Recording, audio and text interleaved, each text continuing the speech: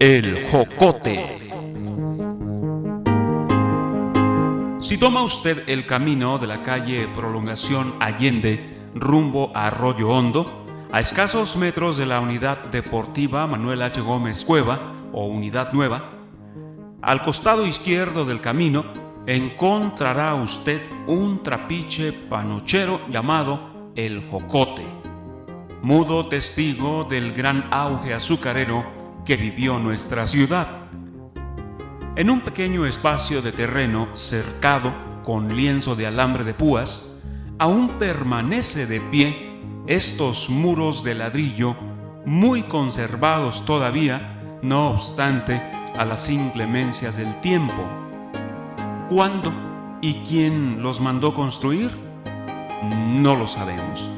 Mas sí es importante hacer notar la gran fuente de empleo que este lugar significó para nuestra ciudad, puesto que no parece ser muy antiguo. La lluvia de año con año, al no tener salida, mantiene siempre lleno su estanque de desechos, y es una solitaria iguana negra quien día a día cuenta de ello. Lo que debió haber sido sus bodegas, ahora sin techo, ya no las veremos más rebosantes de mercancía, misma que sin duda desde aquí era despachada a diferentes lugares de nuestro estado y otra parte a las haciendas de la región. Los que sí no pierden el tiempo son los vándalos, dejando su firma para la posteridad.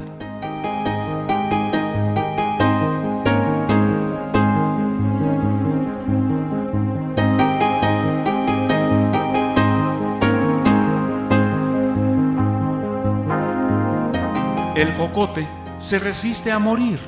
Quiere ser testigo vivo de la historia de los grandes centros panocheros de la región. ¿Cuánto más resistirán sus muros, esperando que alguien acuda a rescatarlos? Hoy solo es el recuerdo de una gran industria. Hacienda de la Higuera. Situada en la ribera de la margen izquierda del río Ameca y aprovechando sus aguas cuando éstas todavía eran puras y cristalinas, a solo unos 4 kilómetros de Ameca encontramos los pocos vestigios que existen de la Hacienda de la Higuera. Se habla de una familia de apellido Estrada, quien conservó esta propiedad por espacio de casi un siglo. En 1688, su propietaria, doña Antonia Enríquez Topete, heredó a José Enríquez. Para 1716, los terrenos de esta hacienda sumaban alrededor de 7.056 hectáreas. En 1775, don Pedro Topete hereda a sus hijos. La higuera como tal le quedó a Antonio, la coronilla a José María y San Miguel a don Andrés. Se sabe que a inicios del pasado siglo eran sus dueños los señores Álvarez del Castillo y Zúñiga, y después don Felipe Romero, quien heredó a sus hijos Vicente y Rodolfo Romero Rivera. En 1938 esta hacienda, como todas las del país, desaparece al quedar convertida en comunidad agraria.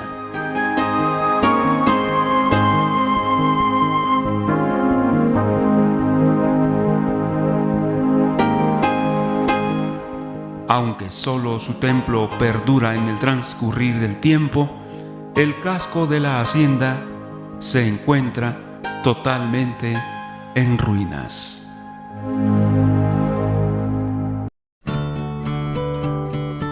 Hacienda de Malpaso.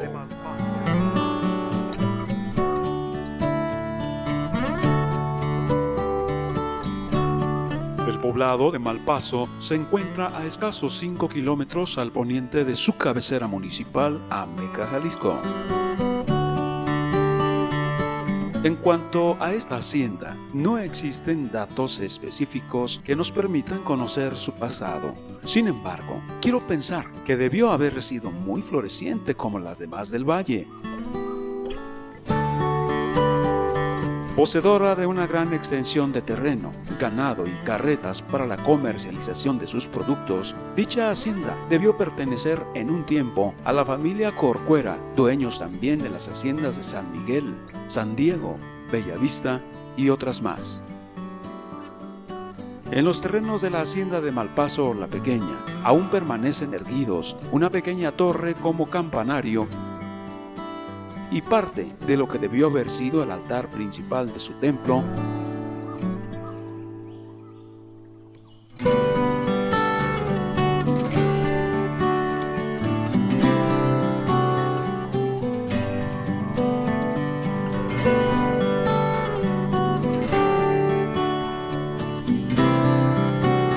dedicado a su santo patrono, San José, imagen la cual también se conserva, aunque no en muy buenas condiciones, y con cuyo nombre en un tiempo se le conoció a esta población. ¿Y este santo lo habían tenido siempre aquí? Sí. En la capilla, Ajá. en la que se cayó. Ajá. Vamos a ver eso. No más que como es de cuero, vestido, Ajá. se pica. Sí, sí.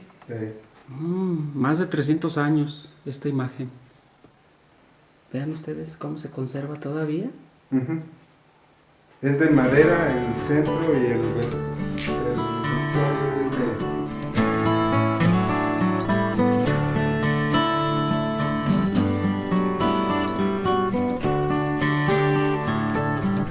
Hace como 50, Ajá.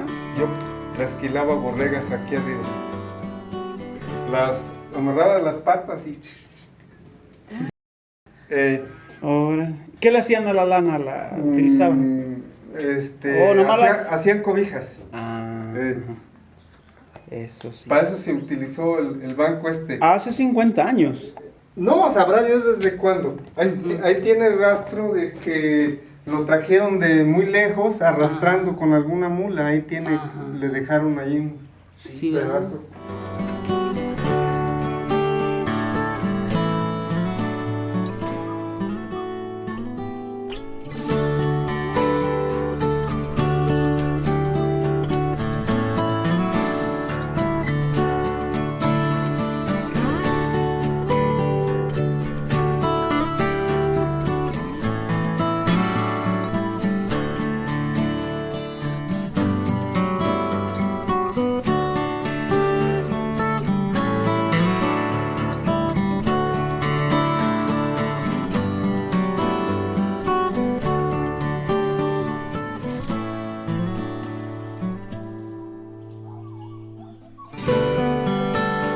En la actualidad, la propiedad del casco de la hacienda de Malpaso es propiedad privada y se le pueden observar varias modificaciones y arreglos, lo que ha permitido una aceptable conservación por parte de sus dueños, quienes la utilizan como casa de campo rural para su descanso.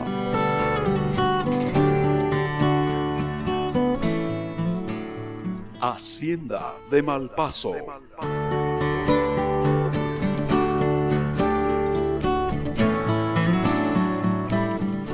La Villita. Los límites de la hacienda de La Villita, al norte por la cadena montañosa de la serranía de Ameca, al sur con el Cuis y Malpasito, al oriente con los Morillos y al poniente con Jayamitla, nos habla de una hacienda no muy grande, pero sí muy productiva como todas las de su tiempo.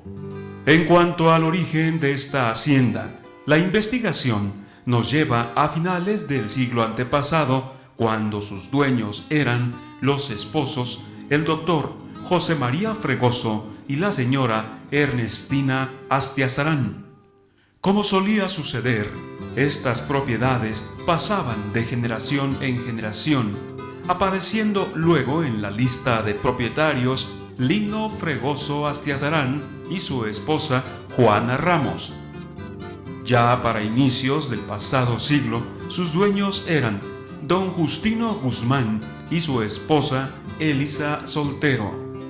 Es de suponerse que con el paso de los años, estas propiedades les fueron otorgadas a sus hijos Ignacio, Luisa, María, Ofelia Clementina y Librada Columba.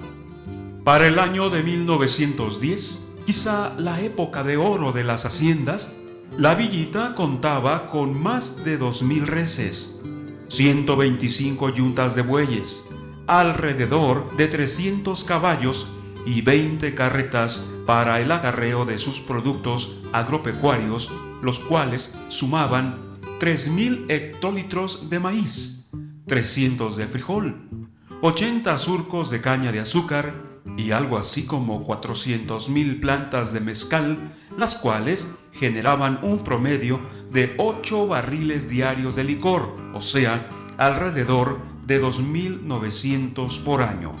Todo esto previamente procesado en su fábrica de tequila y alcohol, sin faltar también su trapiche o fábrica de azúcar. Y con terrenos colindantes a la villita se encontraba otra rica hacienda, la de Jayamitla o Colmenar, nombre de origen cascán dado debido a la existencia de 2 grandes peñascos que parecían colmenas. Transportándonos en el tiempo, esta hacienda como tal surge allá por el año de 1568, cuando los terrenos de los indios naturales de la región fueron mercedados por el virrey don Francisco Fernández de la Cueva, duque de Albuquerque, a los españoles criollos Pedro Enríquez Topete y Luis de Ahumada, quienes pagaron al gobierno de la corona española la irrisoria cantidad de 100 pesos. Por espacio de casi siglo y medio, estas familias, Enríquez Topete y Ahumada, conservaron la propiedad de Jayamitla, ya que fue vendida a los Cañedo del Cabezón. Luego de casi otro siglo y medio, el 11 de marzo de 1856, al ser repartido el extensísimo latifundio de los Cañedo, la hacienda de Jayamitla fue heredada a los hermanos Cañedo y Matute, Salvador y Manuel Calixto. Para completar la herencia de Salvador, le fue dada también la rica hacienda de Buenavista. Jayamitla también fue propiedad de don Jesús Odilón Cañedo y su esposa, doña María García Villaseñor. Con una producción agrícola y ganadera muy parecida a la de la villita, Jayamitla, en su esplendor, generaba 3,000 hectolitros de maíz, 300 de frijol, 400,000 plantas de mezcal, 65,000 surcos de caña de azúcar. En sus terrenos de agostadero, contaba con más de 2,000 cabezas de ganado vacuno, más de 400 caballos y alrededor de 30 carretas para el acarreo de sus productos. Contó con un trapiche panochero, y en su fábrica de tequila se procesaban 6 barriles de tequila de 66 litros cada uno.